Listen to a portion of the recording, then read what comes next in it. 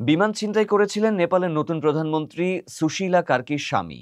নেপালে গঠিত অন্তর্বর্তী সরকারের নতুন প্রধানমন্ত্রী হিসেবে শপথ নিয়েছেন দেশের সাবেক প্রধান বিচারপতি সুশীলা কার্কি। মঙ্গলবার কেপি শর্মা ওলি প্রধানমন্ত্রীর পদ ছাড়ার পর থেকে আলোচনায় আসে তার নাম।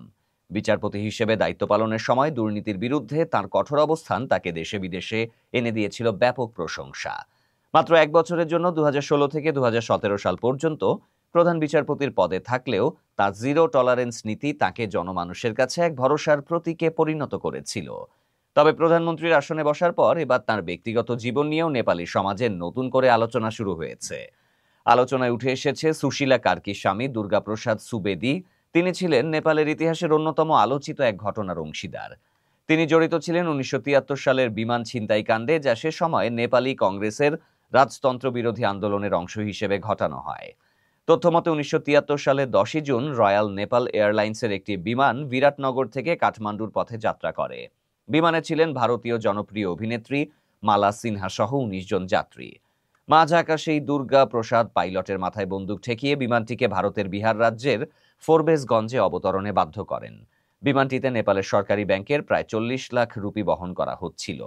ছিনতাই করা সেই অর্থ গাড়িতে করে ভারতের দার্জিলিং হয়ে ফেরত পাঠানো হয় নেপালে। এই পুরো অপারেশনের মূল পরিকল্পনা করেছিলেন নেপালি কংগ্রেসের তৎকালীন প্রভাবশালী নেতা গিরিজা প্রসাদ কৈরালা, যিনি পরবর্তীতে 4 বার নেপালের প্রধানমন্ত্রী হন। ঘটনার পর দুর্গাপ্রসাদ ও তাঁর সহযোগীরা মুম্বাই থেকে গ্রেপ্তার হন এবং 1975 সালের জরুরি অবস্থার সময় মুক্তি পান। ভারতের বানারস হিন্দু বিশ্ববিদ্যালয়ে পড়াশোনা করতে গিয়েই সুশীলা কার্কির সাথে পরিচয় হয় দুর্গাপ্রসাদ সুবেদীর। সেই পরিচয় পরবর্তীতে গড়ায় দাম্পত্য জীবনে, তাদের এক সন্তানও রয়েছে।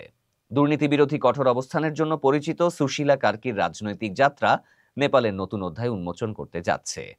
তবে তাঁর স্বামীর অতীতের আলোচিত ইতিহাস একদিকে যেমন মানুষের কৌতূহল বাড়িয়েছে, তেমনি এটি তার নেতৃত্বে নতুন মাত্রা যোগ করেছে। এখন দেখার বিষয়, বিচারপতি থেকে প্রধানমন্ত্রীর আসনে বসা সুশীলা কার্কি নেপালকে কোন পথে এগিয়ে নিয়ে যান।